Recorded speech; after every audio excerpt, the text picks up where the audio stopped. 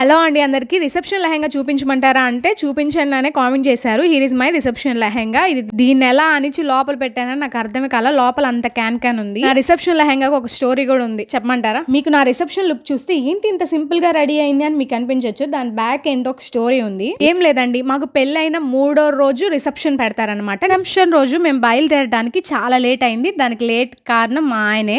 Makeup ఎలాగో మేము వేసుకుంటాం కదా అని హెయిర్ స్టైలిస్ట్ కూడా మాట్లాడుకున్నా. వచ్చేసరికి చాలా లేట్ అయిపోయింది. ఇంకా హెయిర్ స్టైలిస్ట్ ఇంకా ఇలా ఏం లేదు. సరే లెహంగా వేసేసుకున్నా. ఇప్పుడే అసలు ట్విస్ట్, నా జ్యువెలరీ అంతా నా లగేజ్ లో ఉంది. నేను ఒక కార్లో వస్తే నా లగేజ్ ఇంకో కార్లో వచ్చింది.